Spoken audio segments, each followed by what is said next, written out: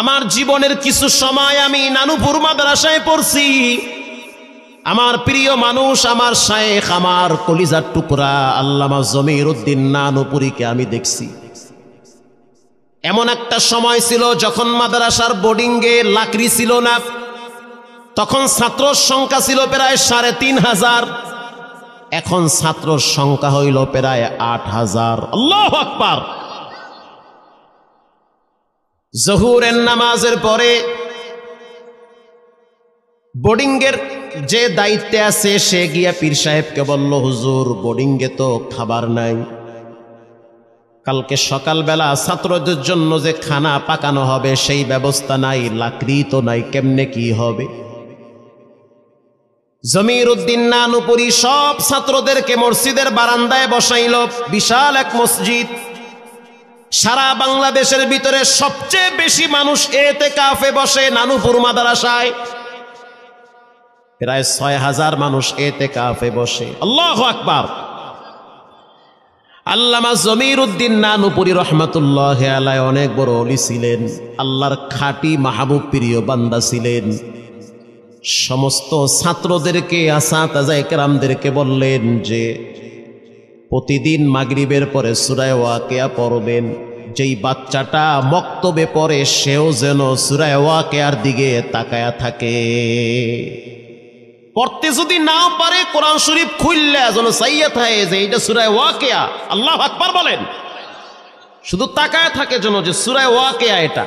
এরপরে দেখি খাওন কোন দিক দিয়ে নাই। সমস্ত ছাত্ররা মাগরিবের পরে সূরা ওয়াকিয়া শুরু করে দিল। বাবুরচিখানায় গিয়া দেখলাম তদানীন্তন সময় ২ জন বাবুরচি ছিল বরিশাল বাকেরগঞ্জের। একজনের নাম হলো আব্দুল ওয়াহাব। গিয়া দেখলাম বেচারায় পাতা কফি কুটতেছে, আর জিব্বালারা দেখি বাড়ি মারে। কাছে গিয়া বললাম, চাচা কি পড়েন? বলে সূরা ওয়াকিয়া পড়ি। পারেননি পুরাটা? কয় না পুরাটা পারি না। কদ্দুর পারেন? কয় ২টা আয়াত পারি। ইযা ওয়াকাআতিল ওয়াকিআহ লাইসা লিওয়াকাআতিহা কাযিবাহ। এই ২টা আয়াত পারি, এরপরে আর পারি না।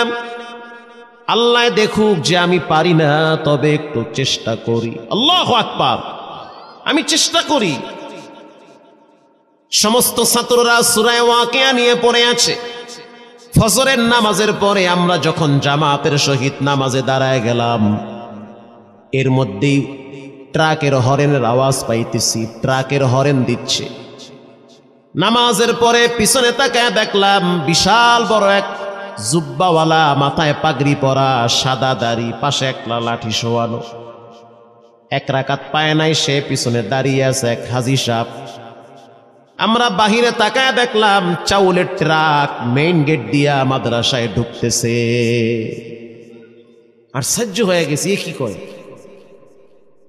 হাজী সাহেব জমিরউদ্দিন নানুপুরী রহমাতুল্লাহি আলাইহির পায়ের কাছে গিয়ে বসে বলল,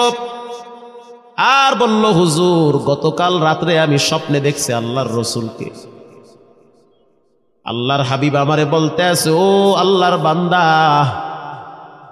টাকা পয়সার তো অভাব নাই, এই সম্পদ নিয়ে তো কবরেও যাওয়া যাবে না, বরং প্রত্যেকটা সম্পদের হিসাব আল্লাহর কাছে পাই টু পাই দেওয়া লাগবে। অতএব এত সম্পদ দিয়া কি করবা? আল্লাহর নবীর মেহমানরা মাদ্রাসায় কি খাবে সেই ব্যবস্থা নাই, তুমি কিছু চাউল পাঠায় দাও। ঘুমায়া থাকতে পারি নাই। ঘুম ভাঙ্গার পরে আমার পুরা ঘরটা মনে হইতেছে মেশক আম্বরের ঘ্রাণ দিয়া বিমোহিত করেছে। এত সুঘ্রাণ আমি কোনোদিন পাই নাই। বুঝতে পারছি নবীকেই দেখছি, আর কেউ রে দেখি নাই। আমি আর দেরি করি নাই, আমি ডাইরেক্ট সেই গোডাউনে টেলিফোন করলাম, ম্যানেজারের মাধ্যমে 1 ট্রাক চাউল লোড করে নিয়ে আসছি, আরো যদি লাগে আরো দিব। আমার জন্য একটু দোয়া করবেন যেন রব্বুল আলামিন আমাকে ঈমানের সহিত মৃত্যু দান করে। জমিরউদ্দিন নানুপুরী তখন বললেন, ও পৃথিবীর মানুষ শুনে নাও, আমি জমিরউদ্দিন দুর্বল হতে পারি, কিন্তু আমার রব মোটেও দুর্বল না। আপনি আমি দুর্বল হতে পারি, জানতে চাই আপনার আমার আল্লাহ কি দুর্বল? সে তো দুর্বল না। এজন্য সন্তানদেরকে সূরা ওয়াকিয়া পড়ান, ঠকবেন না। প্রতিদিন নিয়মিত নিজেও সূরা ওয়াকিয়া পড়েন।